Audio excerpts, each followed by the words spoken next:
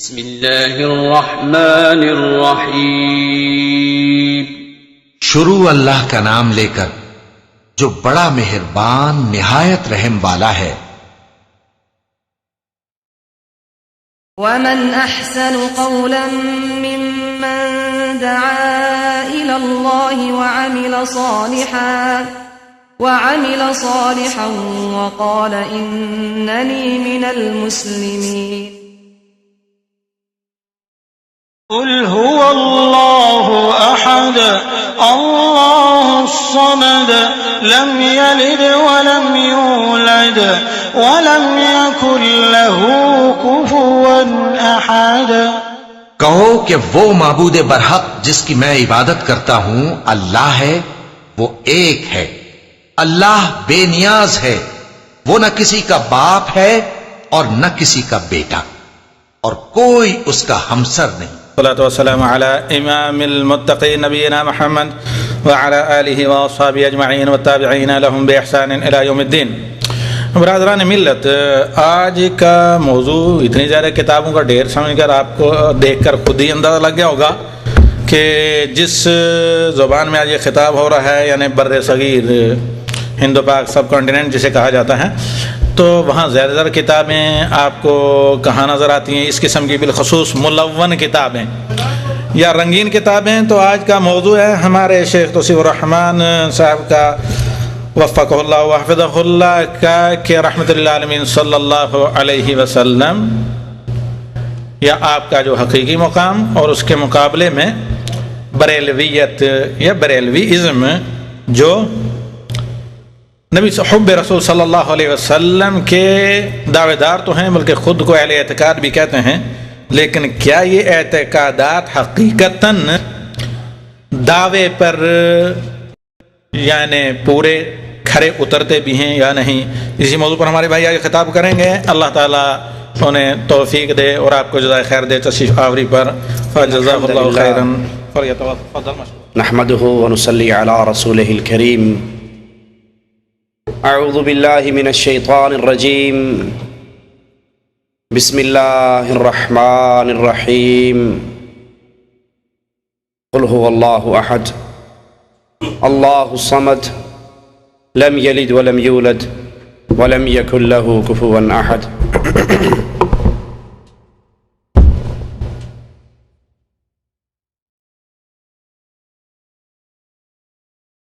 مالک عز و جل کا شکر ہے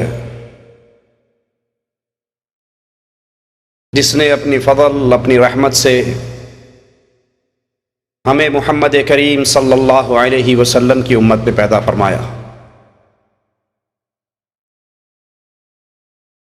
اس نبی کے ماننے والا بنایا جس نبی کی شان خود آسمان سے اترنے والا فرشتہ اپنے ساتھی سے پوچھتا ہے کہ یہی وہ محمد علیہ الصلاۃ والسلام ہیں، اس کے لیے مثال پیدا کرو، مثال بیان کرو۔ ساتھی فرشتہ کہتا ہے اس نبی کی مثال کہ کسی گھر بنانے والے نے گھر بنایا، اس کو سجایا، اس میں نعمتوں کے دسترخوان بچھائے، اور پھر اپنے ایک آدمی کو باہر بھیجا کہ لوگوں کو اس گھر میں آنے کی دعوت دے۔ جس نے اس کی دعوت کو قبول کیا وہ گھر میں داخل ہوا، ان نعمتوں کو استعمال کیا، اور جس نے اس آدمی کی دعوت کو قبول نہ کیا نہ گھر میں داخل ہو سکا، نہ نعمتوں سے فائدہ اٹھا سکا۔ فرشتہ کہتا ہے اس کی تطبیق بھی کرو۔ کہا اس کی تطبیق یہ ہے، گھر بنانے والا اللہ، گھر اللہ کی جنت، دسترخوان جنت کی نعمتیں، اور جنت کی طرف بلانے والے محمد الرسول اللہ صلی اللہ علیہ وسلم، جس نے امام الانبیاء، امام اعظم، قائد اعظم محمد الرسول اللہ صلی اللہ علیہ وسلم کی بات کو مانا، نبی کی دعوت کو قبول کیا، وہ اللہ کی جنت میں داخل ہوا۔ اور جس نے محمد کریم علیہ الصلاۃ والسلام کی دعوت کو ٹھکرا دیا، اس نے نبی کی بات کو نہیں ٹھکرایا، عرش والے کی جنت کو ٹھکرا دیا۔ وہ نبی علیہ الصلاۃ والسلام جو خود فرماتے ہیں آسمان سے فرشتہ اترتا ہے، مجھے ایک پلڑے میں بٹھاتا ہے، دوسرے پلڑے میں 2 افراد کو بٹھا کر مجھے تولتا ہے، میرا پلڑا بھاری ہے، وہ 10 کو بٹھا کر تولتا ہے، میرا پلڑا بھاری رہتا ہے، وہ 100 کو بٹھا کر تولتا ہے۔ امام اعظم قائد اعظم محمد الرسول اللہ صلی اللہ علیہ وسلم کا پلڑا بھاری رہتا ہے۔ اس کا ساتھی فرشتہ پوچھتا ہے کس کو تول رہا ہے اور کتنوں سے تول رہا ہے؟ تو تولتا ہے امام اعظم کو، مقابلہ کرتا ہے 2، 10 اور 100 کے ساتھ۔ اگر ایک پلڑے میں امام اعظم کو بٹھائے اور ایک پلڑے میں پوری کائنات کو بٹھائے، محمد کا پلڑا پھر بھی بھاری رہے گا صلی اللہ علیہ وسلم۔ وہ نبی علیہ الصلاۃ والسلام جو خود اپنے بارے میں کہتے ہیں انا سید ولد آدم، میں آدم کی ساری اولاد کا سردار ہوں، فخر اور غرور نہیں کرتا۔ قیامت کا دن ہوگا، لواء الحمد یوم القیامت یدی، قیامت کا دن ہوگا، اللہ کی تعریفوں کا جھنڈا محمد کے ہاتھ میں ہوگا صلی اللہ علیہ وسلم۔ آدم ومن سواء تحت لوائی، آدم سے لے کے اس کی آخری بیٹے تک سب کو چھاؤں ملے گی تو محمد کے جھنڈے کے نیچے ملے گی صلی اللہ علیہ وسلم۔ وہ امام الانبیاء، وہ امام اعظم جس کی تعریف دنیا والے کرتے رہیں، جتنی چاہیں کر لیں، اس کی سب سے بڑی تعریف عرش والے نے خود کی ہے۔ وَمَن يُطِعِ الرَّسُولَ فَقَدْ أَطَاعَ اللَّهَ، اور وہ سب سے بڑی تعریف کرنے والے کرتے ہیں نبی کی زلفیں بڑی پیاری تھی، تعریف کرنے والے کرتے ہیں نبی کا چہرہ بڑا حسین تھا، نبی کے دندان موتیوں جیسے تھے، نبی کا کہ ہونٹ گلاب کی پنکھڑی کی طرح، سب تعریفیں ہیں، لیکن سب سے بڑی تعریف یہ ہے کہ جو محمد کی اطاعت کرتا ہے وہ صرف محمد کی بات نہیں مانتا، وہ عرش والے کی بات مانتا۔ سب سے بڑا مقام یہ ہے محمد کریم صلی اللہ علیہ وسلم کا کہ محمد فرق بین الناس۔ قیامت کا دن ہوگا، جنت میں کس نے جانا ہے، جہنم میں کس نے جانا ہے، یہ تفریق ہوگی تو محمد الرسول اللہ صلی اللہ علیہ وسلم کی زندگی کے اوپر۔ وہ نبی علیہ الصلاۃ والسلام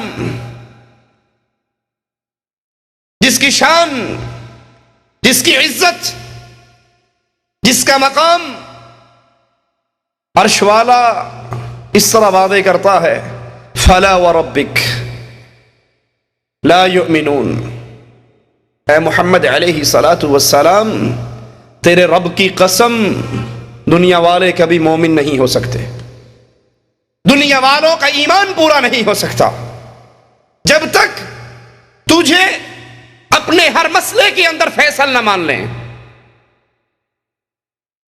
دنیا میں کوئی جھگڑا ہو، کوئی اختلاف ہو، کسی قسم کا کسی سے اختراق ہو، جب تک اپنے جھگڑوں کا فیصل محمد الرسول اللہ صلی اللہ علیہ وسلم کو تسلیم نہیں کرتے، عرش والا ان دنیا میں رہنے والوں کو مومن تسلیم نہیں کرتا۔ ثم لا يجدوا في انفسهم حرجا مما قضيت، صرف فیصل ماننے سے گزارا نہیں ہوتا، فیصلہ آپ سے کروائیں۔ آپ کے فیصلے کے خلاف اس دھرتی پر رہنے والوں کے دل میں کوئی تنگی، کوئی کجی، کوئی ٹیڑھ نہ ہو۔ وَيُسَلِّمُوا تَسْلِيمًا، فیصلہ آپ کو مانیں، فیصلہ آپ سے کروائیں، اس فیصلے کے خلاف دل میں تنگی بھی نہ آئے، اور پھر اس فیصلے پہ عمل کر کے دکھائیں، پھر یہ مومن بنیں گے۔ وہ نبی علیہ الصلاۃ والسلام، ان کی محبت، ان کے پیار کے دم بھرنے والے تو بہت ہیں، لیکن وہ کتنے ہیں جو اپنے نبی کی باتوں پر اپنے سر کو جھکا دیتے ہیں؟ وہ کتنے ہیں جو ابن عمر کی طرح محبت کا اظہار کرتے ہیں کہ آقا علیہ الصلاۃ والسلام فرماتے ہیں میرا جی چاہتا ہے مسجد نبوی کے اس دروازے کو ہم عورتوں کے لیے خاص کر دیں۔ ابن عمر کا غلام کہتا ہے کہ پھر میں نے موت کی آخری گھڑیوں تک عبداللہ ابن عمر کو اس مسجد میں سے، مسجد کے اس دروازے میں سے داخل ہوتے ہوئے کبھی نہیں دیکھا۔ نبی کی محبت کا دم بھرنے والے، نبی سے پیار کا ذکر کرنے والے، نبی کے نام پہ انگوٹھے چومنے والوں کی تو لائن لگی ہوئی، لیکن کتنے ہیں جو نبی کے حکموں پر اپنے سر کو جھکاتے ہیں؟ کتنے ہیں جن کے سامنے امام اعظم کی حدیث زندگی میں آخری بات ہوا کرتی ہے اور نبی کا حکم آ جانے کے بعد پھر وہ دائیں بائیں جھانکا نہیں کرتے؟ اسی رسول علیہ الصلوۃ والسلام نے فرمایا تھا لا تطرونی کما اطرت النصارى عیسی ابن مریم، اے دنیا والو میری شان کو ایسے نہ بڑھا دینا، میرے مقام میں ایسے غلو نہ کرنا جیسے عیسائیوں نے عیسیٰ علیہ السلام کی شان میں کی۔ وہ اللہ کے بندے تھے، عیسائیوں نے ان کو اللہ کا بیٹا بنا دیا۔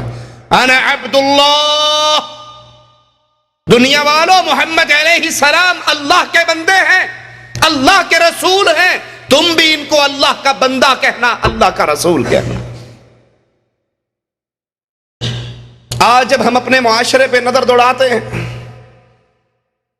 قبروں کو پوجنے والے، قبروں کا طواف کرنے والے، قبروں پہ سجدے کرنے والے، غیر اللہ کو پکارنے والے، عیسائیوں کے نقش قدم پر چلتے ہوئے جیسے انہوں نے عیسیٰ کو اللہ کا بیٹا بنایا، انہی کے نقش قدم پہ چلتے ہوئے محمد الرسول اللہ صلی اللہ علیہ وسلم کو نور من نور اللہ کہنے والے، مسجد کے منبر و محراب سے آوازیں گونجتی ہیں الصلاۃ والسلام علیک یا نور من نور اللہ، کہ محمد اللہ کے نور کا ٹکڑا ہے،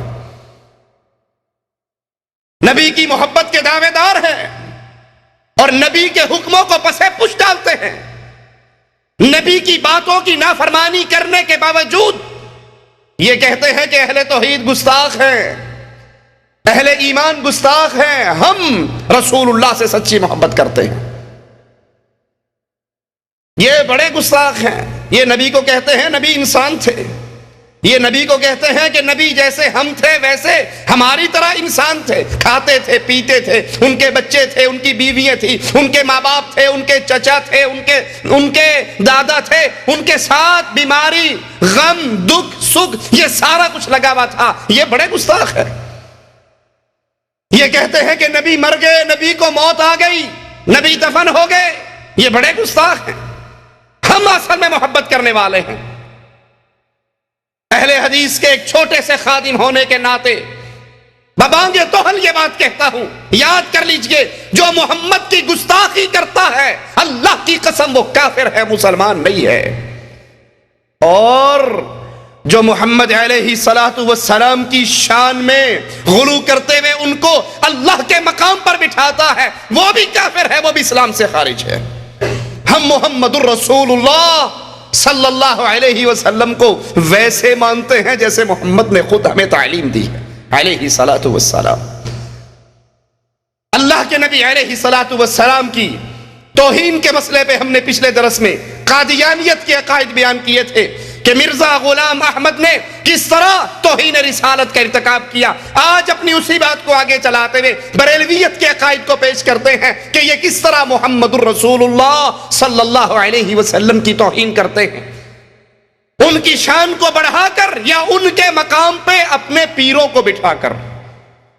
وہ سمجھتے ہیں عزت یہ ہے کہ نبی کو رب کہا جائے، عزت یہ ہے کہ پیروں کو نبی کہا جائے۔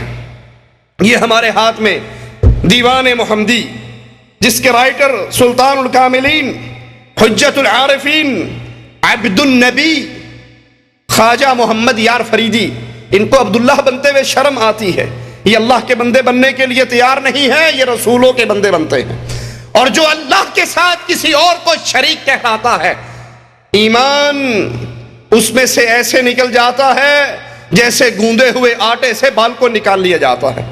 یہ کتاب شائع ہوئی ہے ہمدرد کتب خانہ لاہور سے، لکھنے والے کی بھی زیارت کر لیجئے، یہ بابا جی کی شبی یہاں پر چھپی ہوئی ہے، سبز پگڑی والے حضرت تشریف فرما ہیں۔ اس کتاب کا صفحہ نمبر 133 پہ کس طرح رسول اللہ صلی اللہ علیہ وسلم کی شان میں غلو کرتے ہوئے آپ کو اللہ کے مقام پر بٹھاتے ہیں۔ کہتے ہیں خدا کی پاک صورت کو محمد میر کہتے ہیں، محمد بے قدورت کو خدایا پیر کہتے ہیں، کہ محمد صلی اللہ علیہ وسلم کی پاک صورت، خدا کی پاک صورت حقیقت میں محمد کی صورت ہے صلی اللہ علیہ وسلم۔ نعوذ باللہ ثم نعوذ باللہ، کہ اللہ کے نبی علیہ الصلوۃ والسلام اس دنیا میں آئے ہیں، وہ اللہ محمد کی صورت میں دنیا میں اترا ہے۔ اللہ کے نبی جو فرما رہے، صحیح بخاری کی روایت ہے کہ میں اللہ کا بندہ ہوں، میں اللہ کا رسول ہوں، مجھے اللہ کا بندہ کہنا، مجھے اس کا رسول کہنا، مجھے میرے مقام سے ایسے نہ بڑھا دینا جیسے عیسائیوں نے عیسیٰ ابن مریم کو بڑھایا تھا۔ اسی قدم پہ چلتے ہوئے، اسی نقشے قدم پہ، اسی فٹ پرنٹ پہ اپنے قدم رکھتے ہوئے یہ حضرت فرما رہے ہیں کہ محمد صلی اللہ علیہ وسلم دنیا میں آئے ہیں، لیکن وہ محمد نہیں آئے، اللہ محمد کی صورت میں دنیا پہ اترا ہے۔ انا للہ و انا الیہ راجعون۔ صفحہ 136 پہ کہتے ہیں سورت رحمان ہے تصویر میرے پیر کی، سورت رحمان ہے تصویر میرے پیر کی، علم القرآن ہے تقریر میرے پیر کی۔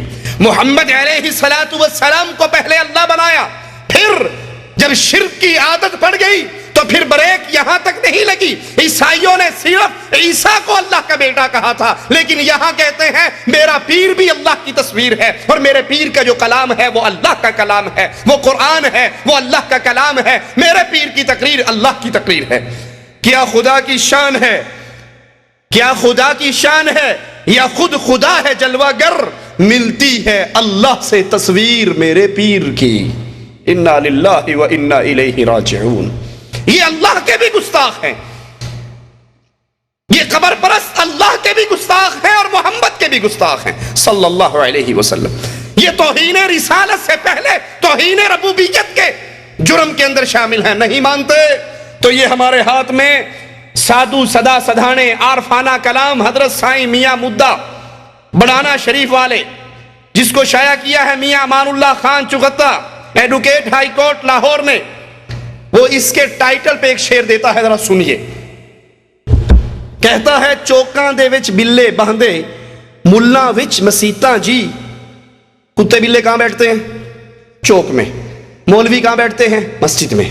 چوکاں دے وچ بلے باندھے ملاں وچ مسیتاں جی، سادو سدا سدھانے جنہ ڈھونڈ لیاں اصلیتاں جی۔ انڈیا والوں جانتے ہو سادھو کون ہوتے ہیں؟ یہ بارڈر پار نہیں ہوتے، ہمارے ہاں بھی ہوتے ہیں۔ آپ سمجھتے ہو صرف آپ کے مندروں میں سادھو ہیں، ہمارے درباروں پہ بھی سادھو ہیں۔ سادھو سدا سدھانے جنہ ڈھونڈ لیاں اصلیتاں جی، میاں مدہ مرشد رب آکھیں پاویں فتوے اعلان شریعتاں جی۔ اپنے پیر کو، اپنے مرشد کو رب کہنا، بھلے اسلام تجھے کافر کہتا رہے پرواہ نہ کرنا، تو شریعت میں کافر ہوگا، طریقت میں ولی اللہ بن جائے گا۔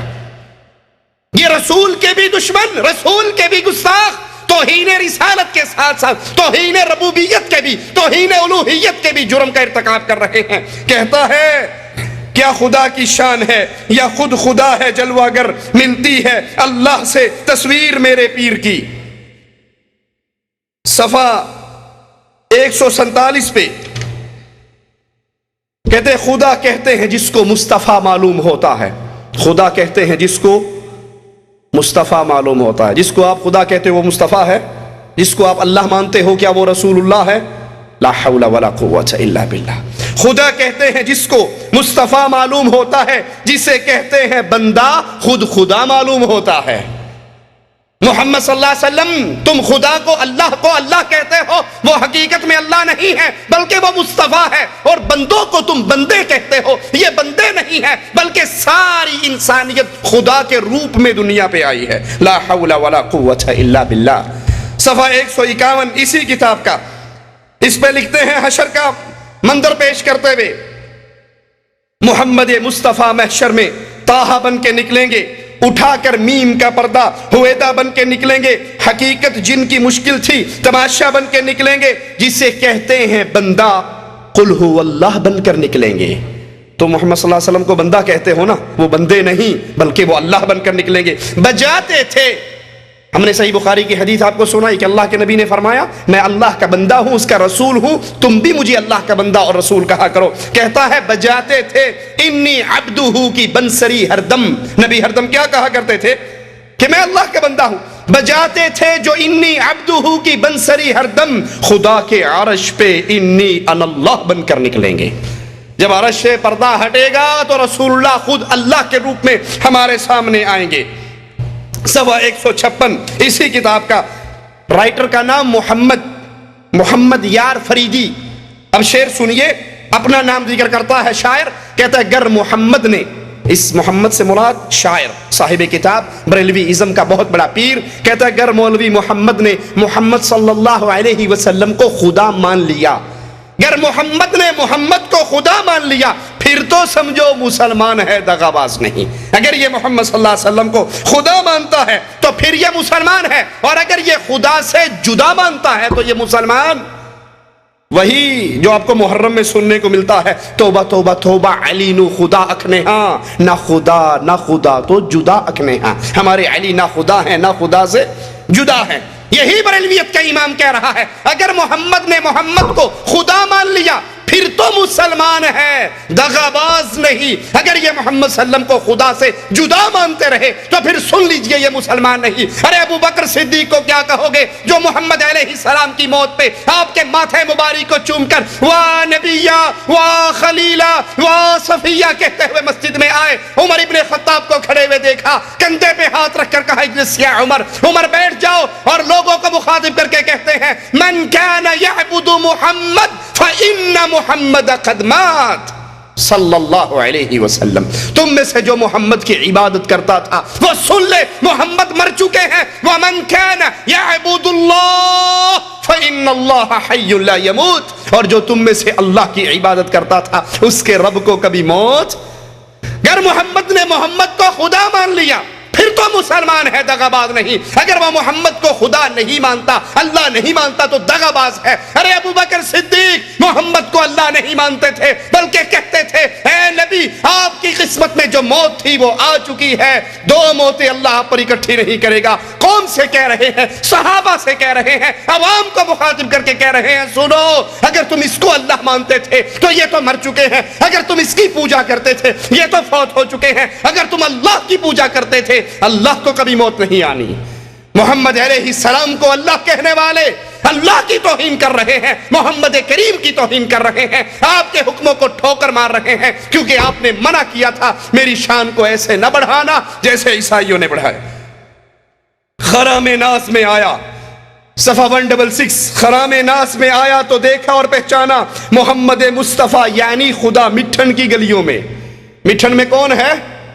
چاچڑ وانگ مدینہ ڈسے کوٹ مٹھن بیت اللہ، ظاہر دے وچ پیر فریدون باطن دے وچ اللہ. چاچڑ وانگ مدینہ ڈسے. اگر تم نے مدینہ جانا ہے پاکستان والو، پی آئی اے نے کرائے بڑھا دیے ہیں، فکر نہ کرو، کوٹ مٹھن چلے جاؤ، چاچڑ وانگ چلے جاؤ. چاچڑ وان مدینہ ڈسے، چاچڑ وان جاؤ گے وہ مدینے کیا اس کے مقام پر ہے. کوٹ مٹھن بیت اللہ. حج کا عمرے کا ویزا تھوڑا ہے، حج کا اور زیادہ ہے. آج کی خبر ہے 1,90,000 تک پہنچنے والا ہے تو ٹینشن لینے کی بات نہیں ہے. کوٹ مٹھن بھی مکہ ہے. لا حول ولا قوت الا باللہ.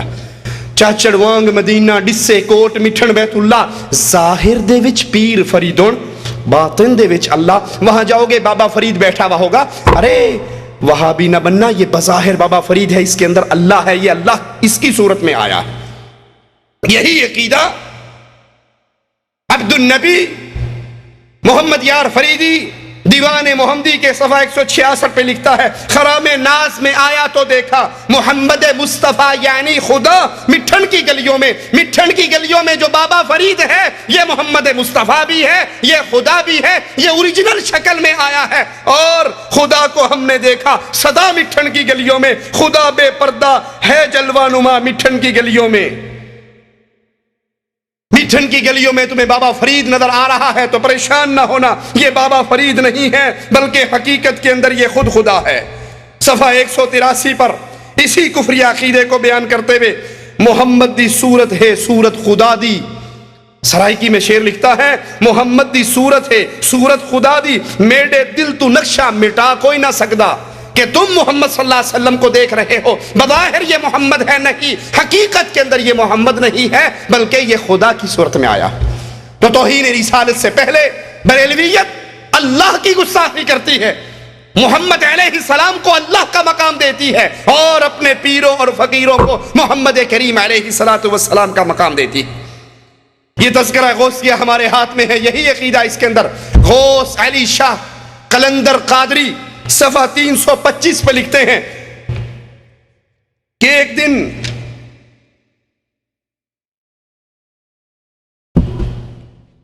ابو بکر شبلی کی خدمت میں ہمیں گستاخ کہنے والوں, اہل ایمان اور اہل توحید پہ گستاخی رسول کے فتوے لگانے والوں, توہین رسالت کے پرچے کرانے والوں, عوام الناس سے مخاطب ہوں. اللہ کے لیے بازاروں میں ملنے والی ان کتابوں کو خریدو, ان عقیدوں کو پڑھو اور پھر جاؤ ذرا اپنے مولویوں سے اس کی تفصیل تو پوچھو کہ یہ عقیدے لکھنے والا, بیان کرنے والا, سنانے والا, ایسے عقیدے کے حامل کو اللہ کا ولی سمجھنے والا وہ محمد علیہ السلام کا دشمن ہے یا نہیں.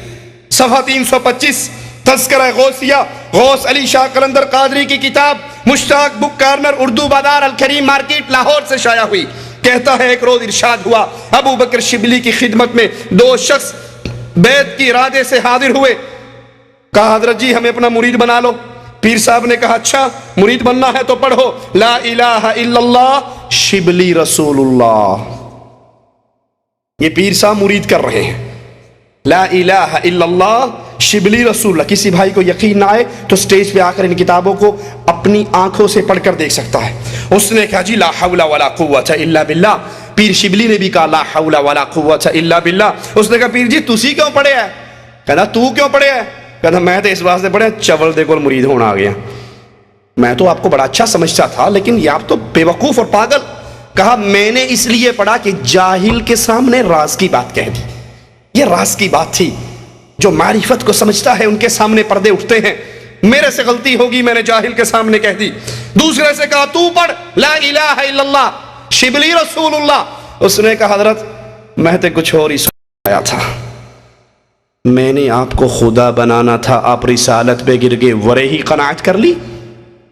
میں تینوں رب منن واسطے آیا سی, تو جوڑا رسول تے ڈگ پیا. کہنے لگا شاباش تو بڑی پہنچی سرکار ہے, تو بے تینوں پوری پوری تعلیم دیاں گا. حضرت میں تو آپ کو خدا بنانے کے لیے آیا تھا, آپ ورے ہی گر پڑے, رسالت پہ ہی قناعت کر لی. میں تو آپ کو رسالت کا مقام دینے کے لیے نہیں آیا بلکہ میں تو اس سے آگے آپ کو لے جا رہا تھا. پیر شبلی کہتے ہیں خوش ہو جاؤ, اس کے جسم پہ تھپکی دیتے ہیں کہ ہم تمہیں تعلیم دیں گے, فکر کرنے کی ضرورت نہیں. یہ دوسری کتاب ہمارے ہاتھ میں فوائد فریدیہ, جس کے رائٹر شہباز طریقت شہنشاہ ولایت حضور خواجہ غلام فرید, شائع کیا ہے مکتبہ معین الادب جامع مسجد شریف ڈیرہ غازی خان. اس کا صفحہ نمبر 83 ہے. 83 صفحے پر رسول اللہ صلی اللہ علیہ وسلم کی توہین کیسے کرتے ہیں یہ آپ نے شبلی پیر کا سنا تھا, اب انڈیا والے کا بھی تذکرہ سن لو. یہ خواجہ معین الدین چشتی ہیں, ان کے پاس ایک مرید آتا ہے, کہتا ہے پیر جی مجھے بھی اپنے مریدوں کے سلسلے میں داخل کر لو. کہا پڑھو لا الہ الا اللہ چشتی رسول اللہ. معین الدین چشتی اپنے مرید سے کہہ رہا ہے اگر تو میرا مرید بننا چاہتا ہے, میرے سلسلے میں داخل ہونا چاہتا ہے تو پڑھ لا الہ الا اللہ چشتی رسول اللہ. محمد علیہ السلام اللہ کے نبی کو اللہ کا مقام دیا, رسول اللہ کو اللہ کا مقام دیا اور اپنے پیروں فقیروں کو رسول اللہ صلی اللہ علیہ وسلم کے مقام پہ بٹھایا. حسین بن منصور حلاج کے نام سے جو معروف ہے, جس کی تعریف مولوی ذکریہ صاحب بھی کرتے ہیں, اشرف علی تھانوی صاحب بھی کرتے ہیں, احمد رضا خان بریلوی صاحب بھی کرتے ہیں.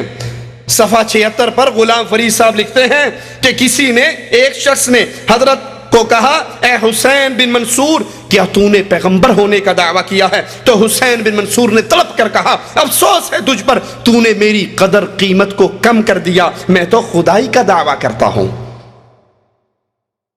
کیا تو نے رسول ہونے کا دعویٰ کیا؟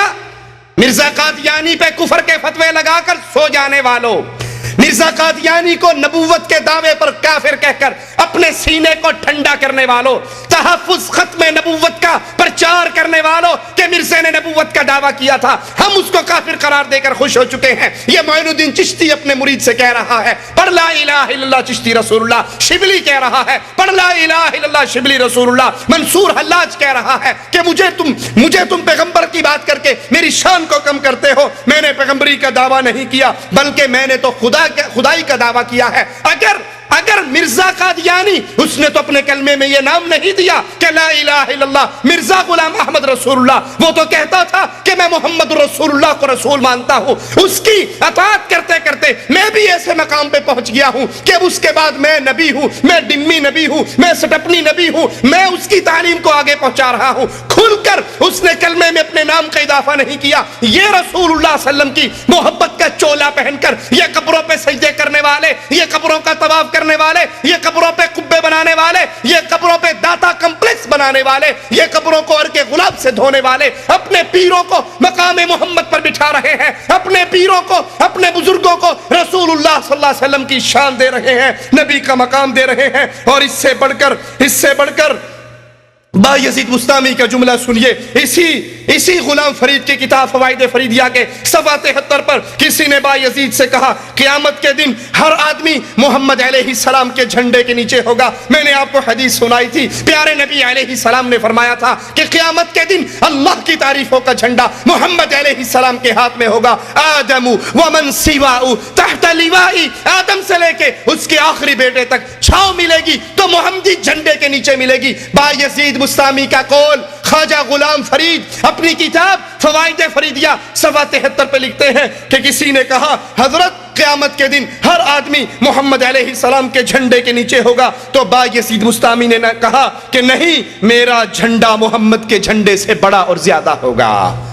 انا للہ و انا الیہ راجعون۔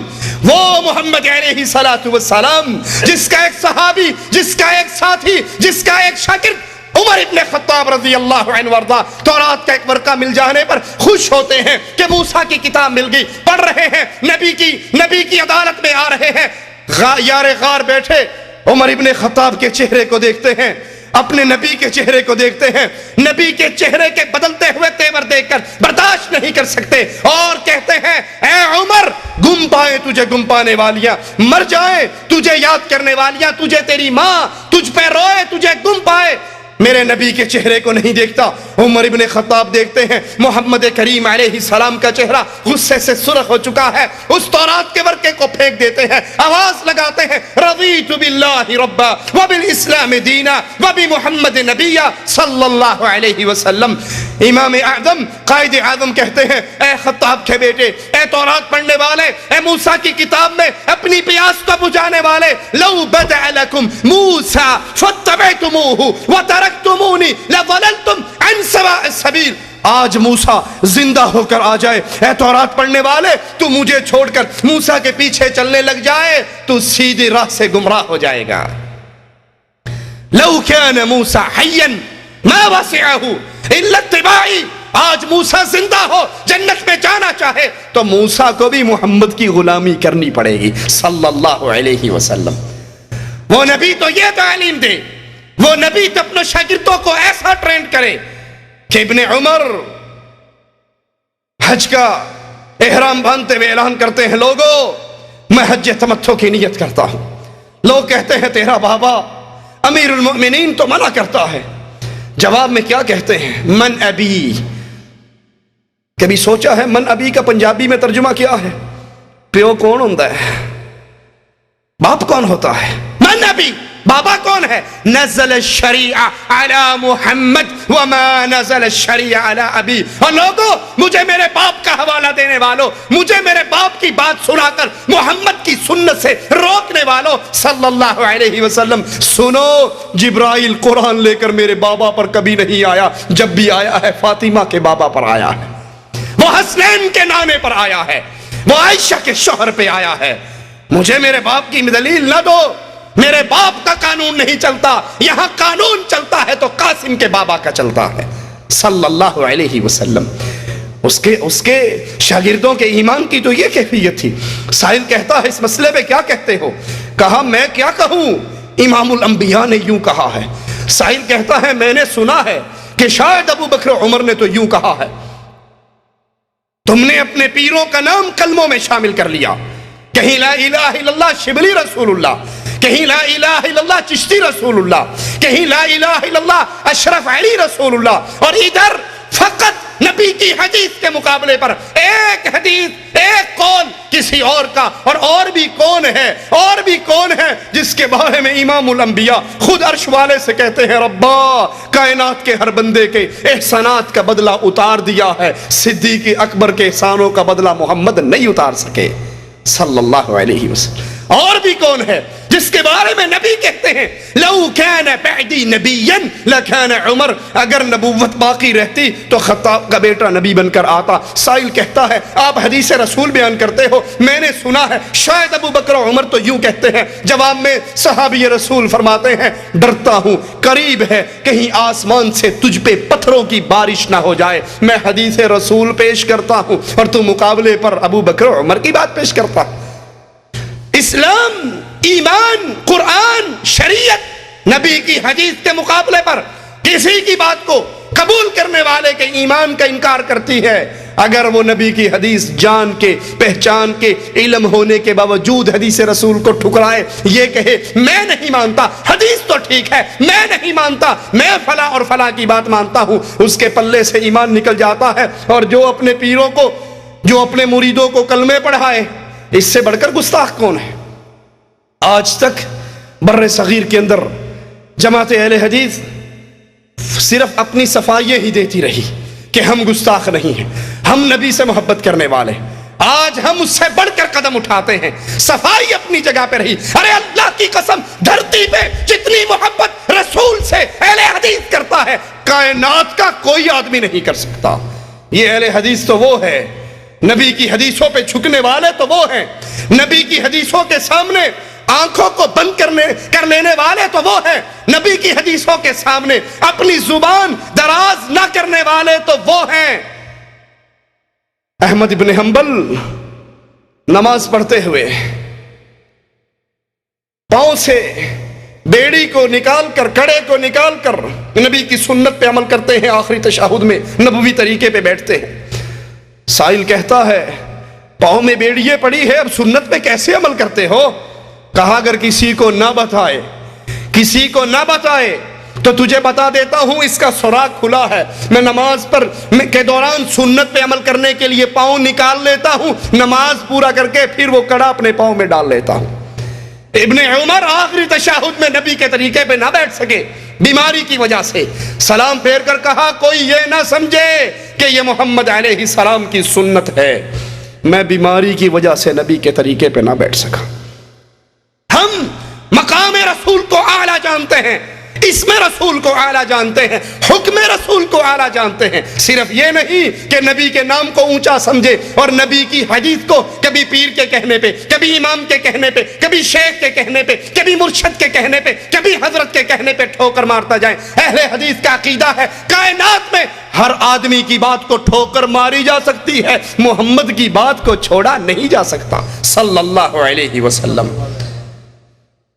اور آج قبر پرستوں کی شرک کی پوری دکانداری، پورا دھندا اسی پر چلتا ہے کہ انبیاء اولیاء اپنی قبروں میں زندہ ہیں، سنتے ہیں، دیکھتے ہیں، انہیں سب پتا ہے.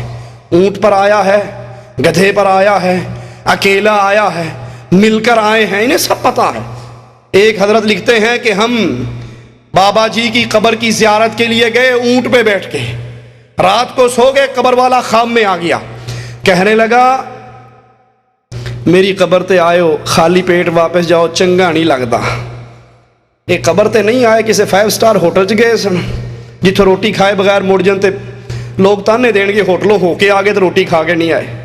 کہا یہ اونٹ مجھے دے دو، میرا اصیل بختی اونٹ گھر کھڑا ہے وہ تم لے لو. خواب میں ہی سودا ہو گیا. صاحب قبر اٹھا. مولانا ذکریہ صاحب فضائل صدقات میں لکھتے ہیں حصہ دوم میں، صاحب قبر اٹھا، صفحہ 711 پر جو کتب خانہ فیضی لاہور سے چھپی ہے. صاحب قبر اٹھا اس نے اونٹ کو ذبح کیا، پھر قبر چ وڑ گیا. اگے تفتیش لگی سی بڈھی کو کیوں نہیں پھیرا مارا، سلام کر آندا ادھر بھی بالاں منہ بھی چوم آندا، ادھر کیوں نہیں گیا؟ یہ خواب والا اٹھا، اونٹ کو دیکھا تو ذبح ہو چکا ہے، خون نکل رہا ہے، اس نے اس کو ذبح کیا، گوشت بنایا، کھایا پیا. واپس جا رہے تھے تو سامنے سے ایک آدمی آ رہا تھا، کہتا تم میں فلاں ابن فلاں کون ہے؟ کہا میں ہوں. اونٹ والے نے کہا میں ہوں. کہا میرے ابے نے کوئی شے ویچی سی؟ کہتا خواب جی ویچی سی. کہتا وہ میرا باپ تھا، اس نے مجھے کہا ہے اگر تو میرا حلالی بیٹا ہے تو یہ بختی اونٹ تجھے دے دوں، یہ اس اونٹ کے بدلے میں یہ اونٹ لے جاؤ. مولوی زکریا صاحب اس قصے پر تعلیق لگاتے ہوئے کہتے ہیں کہ یہ سخاوت کی حد ہے کہ مرنے کے بعد بھی اپنی قبر پر آنے والوں کو بھوکا واپس نہیں بھیجا. ان قبر پرستوں کا پورا دھندا اسی عقیدے پر چلتا ہے کہ جو ہمارے بزرگ قبروں میں دفن ہیں وہ زندہ ہیں، سب کچھ دیکھتے ہیں. آپ کو نہیں یقین تو یہ ہمارے ہاتھ میں ملفوظات احمد رضا خان صاحب ہیں، اس کا صفحہ 271 پہ سنیے کتنی وضاحت سے یہ بات بیان کرتے ہیں. صفحہ 271 کہ جب تم اپنے کسی مردے کی زیارت کے لیے قبرستان جاؤ تو کہتے ہیں کہ پینتیوں سے ہو کر جاؤ. عرض سوال کرتا ہے کوئی، حکم یہ ہے کہ قبر کی پینتی سے حاضر ہو، قبرستان میں جبکہ قبور کا اختلاط ہو تو کیوں کر ہوگا؟ کہا سب سے پہلے قبرستان کی پینتی کی جانب سے آئے اور اسی طرف سے مردے کے طرف آئے. کیوں؟ اگر وہ سرہانے کی طرف سے آئے گا تو مردے نو منڈی موڑ کے ویکھنا پینا کیڑا آیا ہے، تے او دی مٹی غریب ہڈی اوویں او دی مک گئی ہے، انہیں تون موڑی اوتھی ٹوٹ جانی ہے، اسے گردن نہ موڑنی پڑے. کہا پینتیوں سے آؤ جب بھی آنا ہو، تاکہ جب آپ آؤ تو مردہ ڈائریکٹ دیکھ لے کون آ رہا ہے.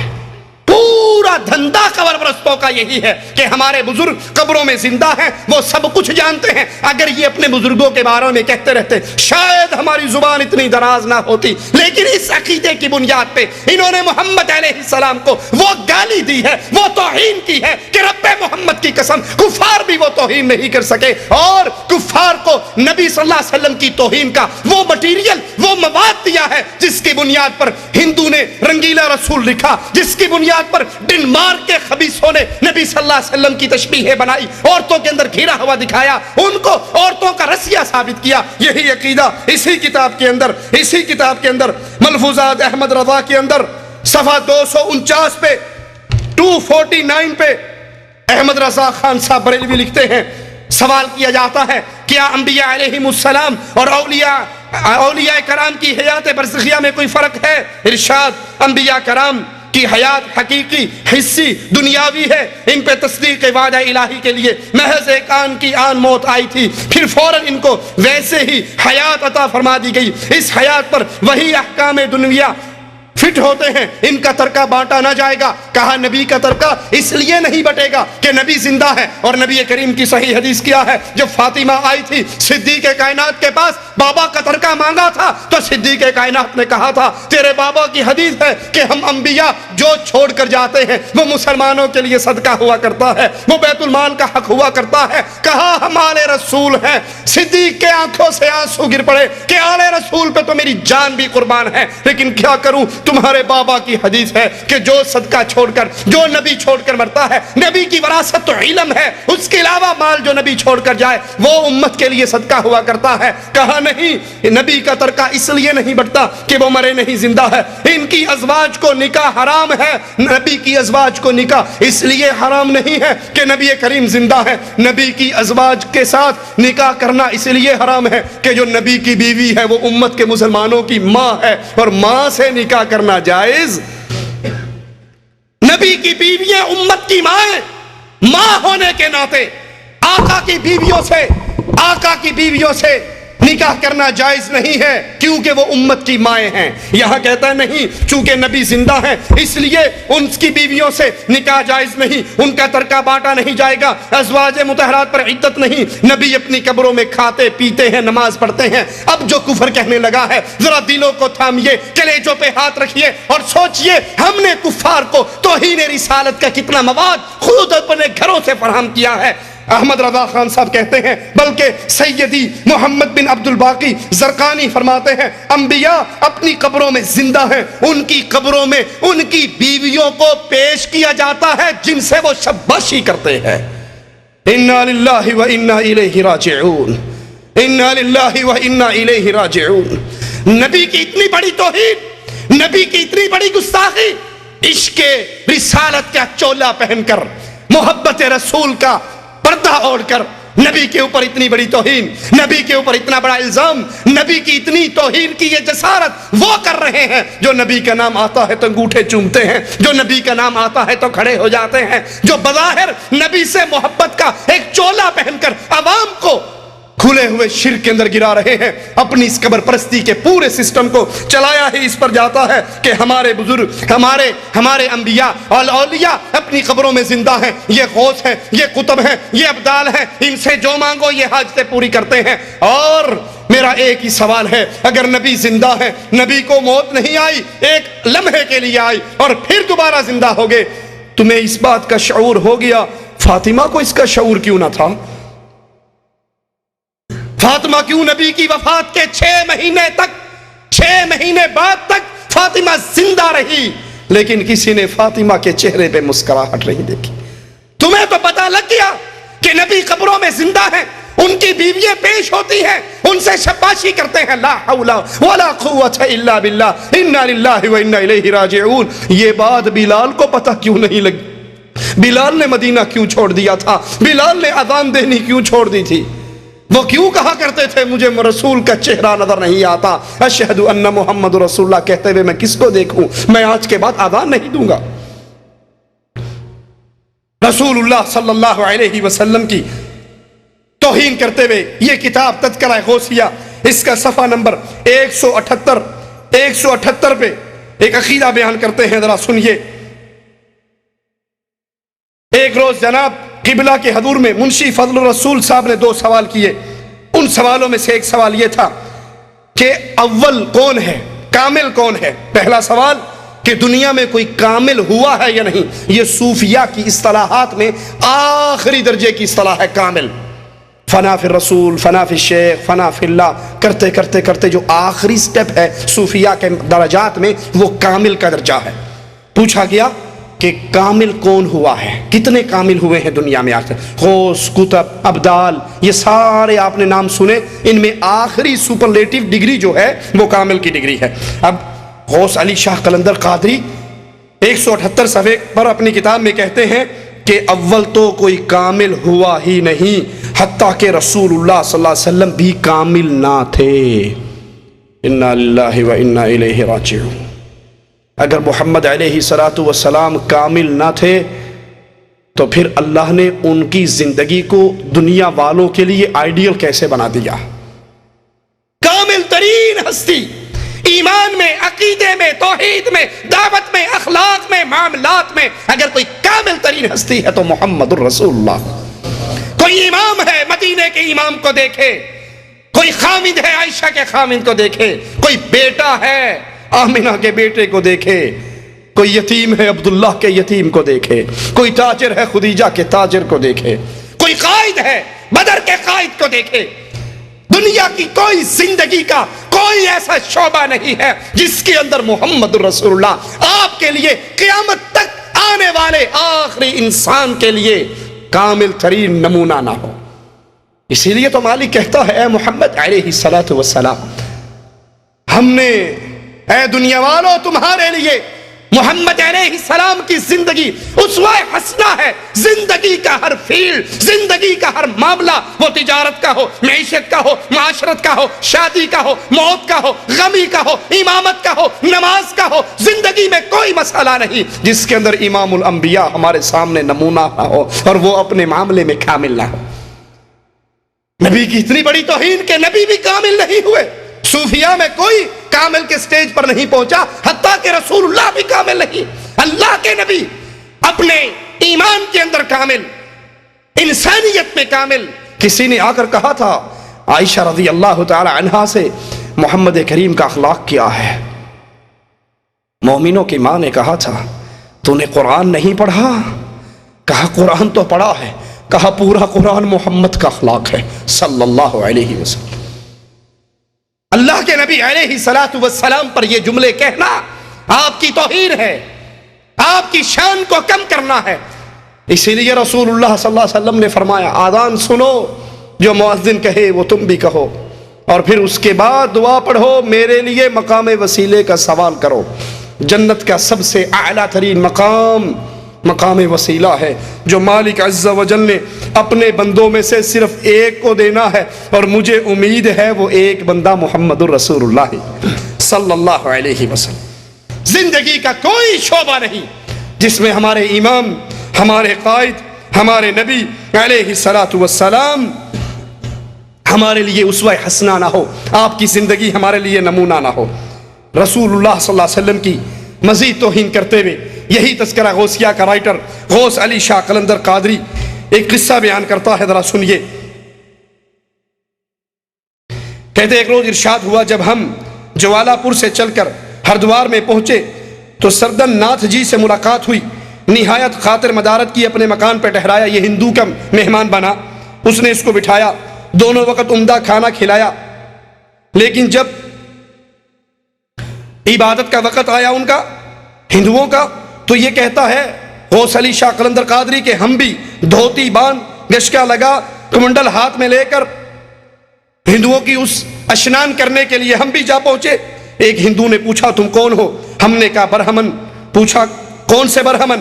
ہم نے کہا کنوجوے۔ بولا تمہاری چوٹی کہاں گئی؟ ہم نے کہا جب سے سنیاس متالی ہے چوٹی کٹوا دی، مگر بابری کے ایک برہمن نے ہمیں عین اشنان کے وقت پہچان لیا اور دانتوں تلے انگلی دے کر چپ رہ گیا۔ ہم جب نہا، اس کو پتہ لگ گیا یہ موسلا ہے، اسے پتہ لگ گیا ہندو کو کہ یہ موسلا ہے اور ہمارے اس دریا میں اشنان کر کے ساروں کو پلیت کر گیا ہے، لیکن وہ دبا گیا، چپ کر گیا، واسطہ تھا اس کا کوئی، چپ کر گیا۔ جب ہم نہا کر باہر نکلے وہ برہمن ہم کو پکڑ کر الگ لے گیا اور کہا میاں صاحب یہاں اور وہاں کچھ فرق ہے، یہاں اور وہاں کچھ فرق ہے، تمہارے ہاں اور ہمارے ہاں کچھ فرق ہے، جو تم یہاں اشنان کرنے آگے اگر کوئی پہچان لیتا تو بڑی خرابی ہوتی، خدا تو سب جگہ ایک ہی ہے۔ یہ بھی ایک تماشا ہے کہ ہر فرقے کا مذہب جدا ہے، ایک دوسرے کو جھٹلاتا ہے اور اپنے آپ کو سچا بتلاتا ہے، اگر حقیقت دیکھو تو دونوں ایک ہے۔ کون کہہ رہا ہے؟ برہمن جی۔ برہمن جی غوث علی شاہ قلندر قادری کو کہہ رہا ہے جو تمہارے ہاں ہے وہ ہمارے ہاں ہے، ادھر بھی خدا ہے ادھر بھی خدا ہے، فرق اتنا ہے، ہم کھڑے کو پوج رہے ہیں تم پڑے کو پوج رہے ہو۔ اللہ کی قسم برہمن کی بات بڑی سچی ہے، ان کے اور ان کے مذہب میں کوئی فرق، لیکن محمد علیہ السلام کے مذہب میں اور ہندوازم میں زمین آسمان کا فرق ہے۔ وہاں رب کی پوجا ہے، یہاں پتھروں کی پوجا ہے۔ کہا اچھا، جب وہ پنڈت ہمیں سمجھا چکے تو ہم نے کہا صاحب یہ اشنان، یہ جو اشنان ہم نے کیا ہے، یہ رسم جو ہندوؤں کی ادا کی ہے، یہ اپنے رضائی باپ پنڈت رام جی کی طرف سے کی ہے، کیونکہ حج کا ثواب انہیں پہنچ نہیں سکتا، میں کیا اشنان کر کے ہی بدلہ لا دوں؟ ہمارے ہندو رضائی جو باپ تھے، ہم نے اشنان کر کے یہ ثواب ان کو ایصال ثواب کیا ہے۔ کہا خیر ہم یہ اشنان کر چکے، جب رات کو سوئے، اب دیکھیے اللہ کے نبی علیہ السلام کی توہین یہ ظالم کتنی جرت سے کرتا ہے۔ جب رات کو سوئے آخری شب میں خواب دیکھا کہ عین دریائے گنگا کے اندر، عین دریائے گنگا، یہ مذہبی تہوار ہے نا دریائے گنگا میں اشنان کرنا، ہندوؤں کی مذہبی علامت ہے، اور مسلمانوں کو کفار کی مذہبی عیدوں میں شامل ہونے سے منع کیا گیا یا نہیں؟ من تشبہ بقوم فہو منہم۔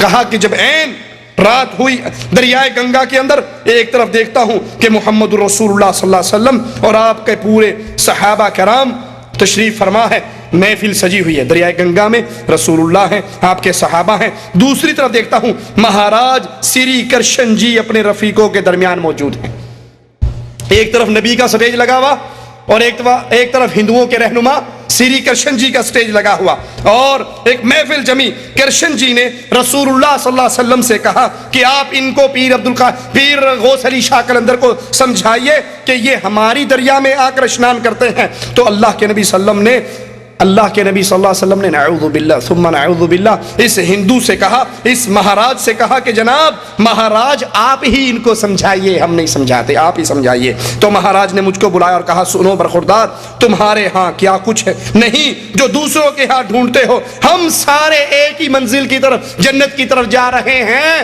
اور راستے جدا جدا ہیں۔ اب اللہ کے نبی اور کرشن جی دونوں دریائے گنگا میں موجود ہیں، یہ ایک ہندو کہتا ہے نبی کو اپنے مرید کو سمجھاؤ یہ ہمارے میلے میں کیوں آتا ہے، نعوذ باللہ نبی نے اسی ہندو سے کہا کہ میں نہیں سمجھاتا، تو خود اس کو سمجھا. تو کہا کہ یہ راستے جدا جدا ہیں، ہندو بھی جنت کے راستے پہ جا رہا ہے، مسلمان بھی جنت کے راستے پہ جا رہا ہے.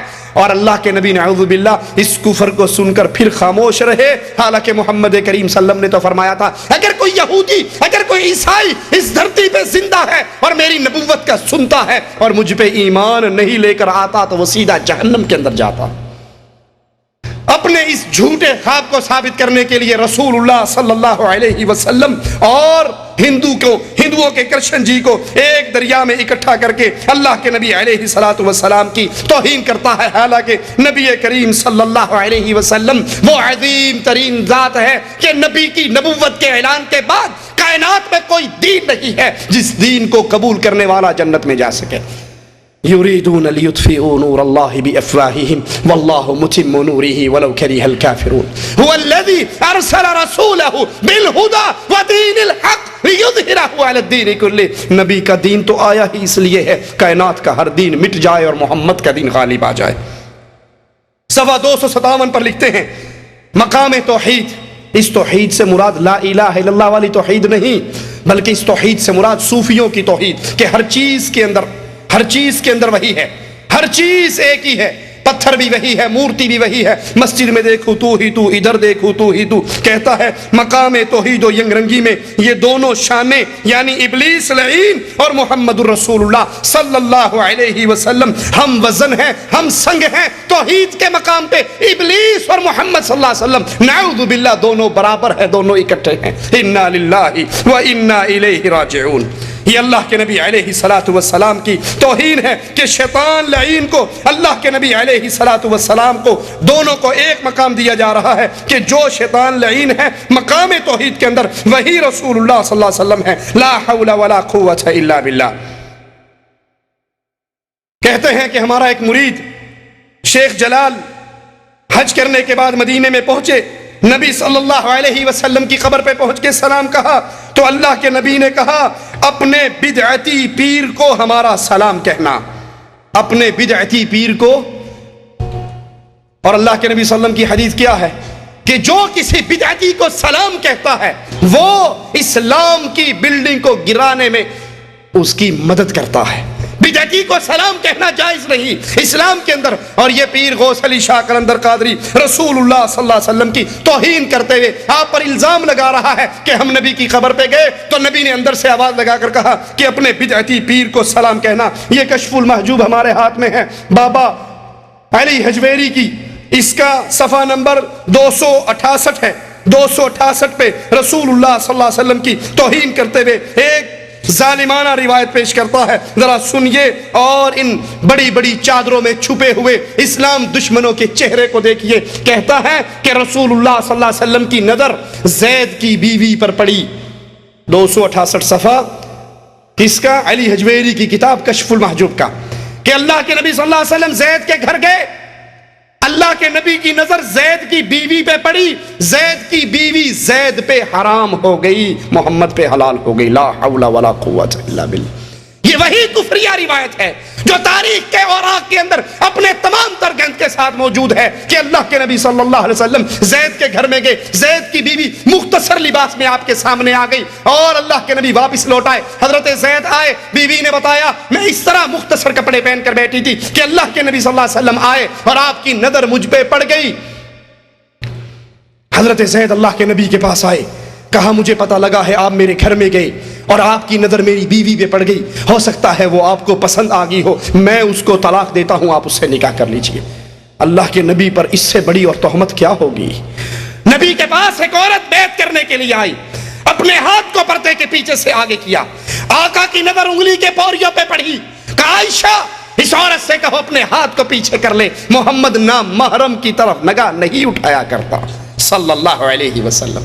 اور یہاں یہ ظالم اپنی کتابوں میں نبی کی اتنی بڑی توہین لکھتے ہیں کہ اللہ کے نبی کی نظر پڑ گئی اور وہ آپ کو پسند آ گئی، زید پر حرام ہوگی، آپ پہ حلال ہو گئی.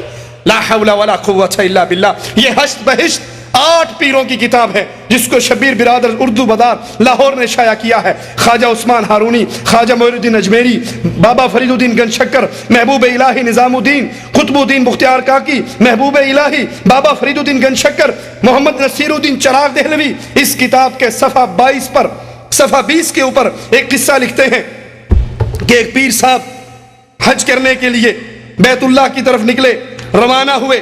جس روز خواجہ ابراہیم توبہ کی، جس قدر آپ کے پاس غلام تھے ان کو آزاد کیا، حج کے لیے روانہ ہوئے. ہر قدم پہ 2 رکعتیں ادا کرتے. 14 سال کے عرصے میں خانہ کعبہ پہنچے تو کیا دیکھتے ہیں کہ بیت اللہ اپنی جگہ پہ ہے ہی نہیں ہے. آخری توہین رسالت کا آخری نمونہ دکھا کے بات ختم کرتا ہوں. 14 سال تک یہ پھٹیک پھگت کے بیت اللہ بڑھیا تے کعبہ ہی کوئی نہیں سی، کوٹھا ہی کوئی نہیں ہوتے. یہ بڑا پریشان بھی کعبہ کہنوں گیا، بڑے پریشان ہوئے کعبہ کہاں ہے. آپ کو حیرت ہوئی، آواز آئی اے ابراہیم صبر کر. کعبہ ایک بڈھی کی زیارت کرنے کے لیے گیا ہے. کعبہ ایک بڑھیا کی زیارت کرنے کے لیے گیا ہے. لوگوں سے پوچھا کہاں گیا، لوگوں نے کہا صبر کرو ابھی آ جائے گا. کہا گیا کہاں ہے، کہا ادھر نو گیا ہے. بڑے کھلے روڈ سر کے کعبہ ٹرتا جا رہا، ویل لگے سنے نو. اس سے بڑی توہین. ذرا سنیے پورا قصہ سنیے اور پھر اس کفر کو پیش کیجئے اپنے دلوں اور عقیدوں اور ایمان کے اوپر. کہا ہم بھی اسی راستے پر چلے. چلتے چلتے کیا دیکھا کہ کعبہ جنگل میں پہنچ چکا ہے. وہاں رابعہ بصری بیٹھی ہوئی ہے، کعبہ اس کا طواف کر رہا ہے. وہ رابعہ بصری آئی تھی حج کرنے کے لیے، راستے میں بیمار ہو گئی، آگے آ نہیں سکی، وہ جنگل میں پڑاؤ ڈال لیا. کعبہ خود جا کر رابعہ کا طواف کر کے آیا. رسول اللہ صلی اللہ علیہ وسلم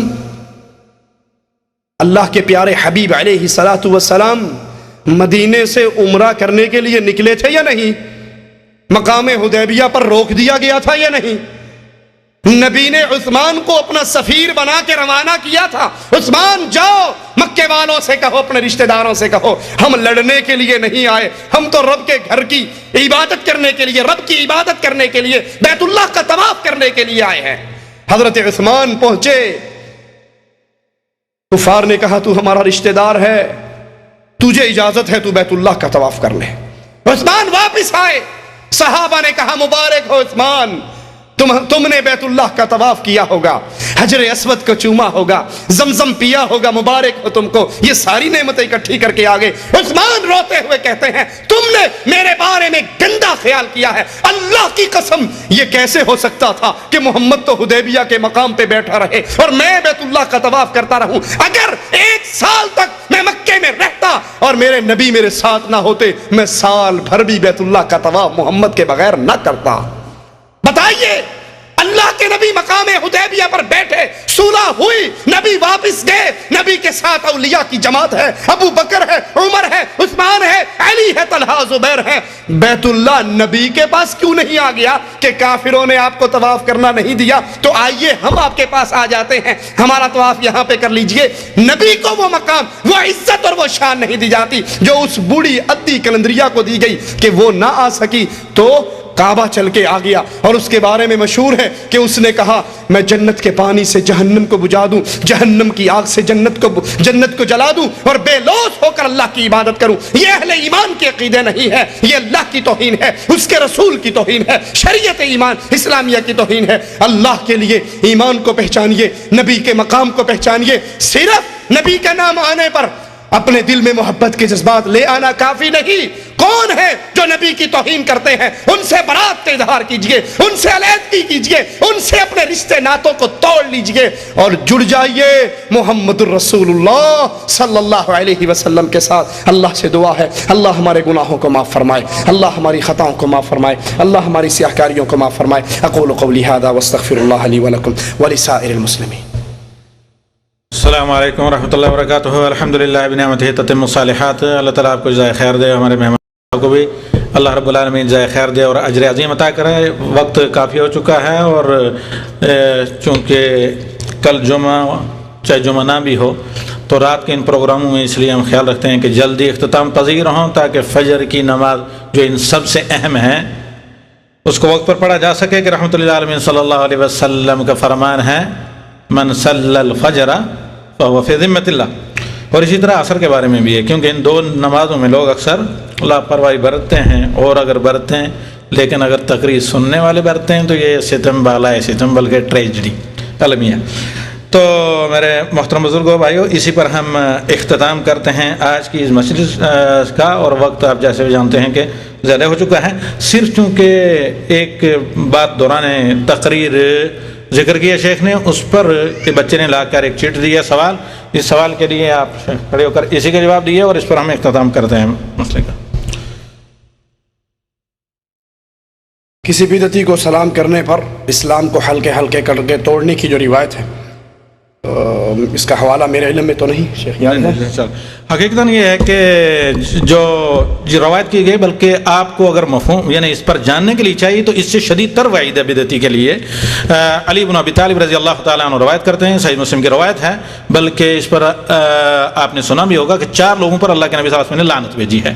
ان میں سے نمبر 1 جو سب چاروں باتوں کا آج کے درس سے تعلق ہے کہ نمبر 1 وہ آدمی ملعون ہے، اللہ کے نبی صلی اللہ علیہ وسلم نے فرمایا لعن اللہ من ذبح لغیر اللہ، اللہ کے علاوہ کسی اور کی رضا کے لیے جو ذبیحہ پیش کرے۔ نمبر 2 لعن اللہ من عکا والدیہ، دوسرے نمبر پر من آوا محدثن، محدثن دونوں روایتیں ہیں کہ اللہ کی لعنت اس پر ہو جو کسی بدعتی کو ٹھکانہ مہیا کرے۔ یہیں ہم رکتے ہیں۔ اس حدیث میں جو ہے یہ کیا ہے، الفاظ جو شیخ صاحب نے مفہوم کیا وہی ہے، لیکن حدیث اس طرح ہے کہ جس شخص نے کسی بدعتی کی توقیر کی، عزت کی، ظاہر بات ہے اسلام کے ذریعے عزت ہوگی۔ اب لفظ سلام سے آپ تلاش کریں گے تو آپ کو حدیث نہیں ملے گی، بلکہ حدیث کے لفظ جامع ہے جس میں سلام اور بہت کچھ شامل ہے، جس میں ہدیہ، تحائف، رشتے دینا وغیرہ بہت سی چیزیں شامل ہیں۔ اللہ کے نبی صلی اللہ علیہ وسلم کے الفاظ جو ہیں وہ جامع ہیں۔ آپ صلی اللہ علیہ وسلم نے کہا جس نے کسی بدعتی کی توقیر کی، عزت کی، اس نے اسلام کی حدم پر مدد کی۔ جہاں کا حدیث کا تعلق ہے اجمالی طور پر یہ کتب سنن میں ہے، بالضبط حدیث کے نمبر کے ساتھ کل اگر آپ آئیں تو مجھ سے لے جائیے۔ رہا مسئلہ اور شیخ کیا کہنا تمہیں، ہاں تیسرے نمبر پر اللہ کے نبی صلی اللہ علیہ وسلم نے فرمایا ملعون ہے وہ شخص جو اپنے والدین کو پر لعنت بھیجے۔ اللہ تعالیٰ ان تمام برائیوں سے ہمیں بچائے اور شیخ کو جزائے خیر دے۔ اتنا بڑا بوجھ ریاض سے اٹھا کر آنے کا، اور بالخصوص چونکہ کچھ شروع میں شاید مہر و محبت کچھ رشتے بھی رہے ہیں تو لہذا زیادہ ہی معلومات ہیں ہمارے مقابلے میں۔ جزاک اللہ خیر۔ تو آئندہ اس سلسلے کو ہم جاری رکھیں گے، اور پھر افہام و تفہیم کے ذریعے آئندہ شیخ کی ملاقات کے لیے کوئی دوسرا موضوع انشاءاللہ طے کیا جائے گا۔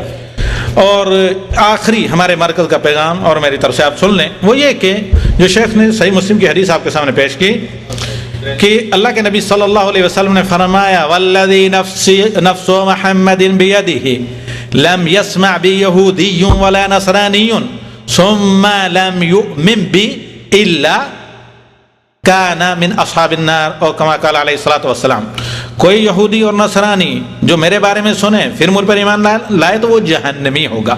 اور اللہ قرآن میں کیا کہتا ہے، کنتم خیر امۃ اخرجت للناس، اے بندہ مومن تم اللہ کی بہترین امت اس لیے صرف اپنی ذات کے لیے نہیں بلکہ تم ان لوگوں کے لیے پیدا کیا گیا ہے۔ تو ہم سب لوگ غور کریں کہ کتنے غیر مسلم یہاں جن تک آپ کے ذریعے دعوت پہنچی ہے۔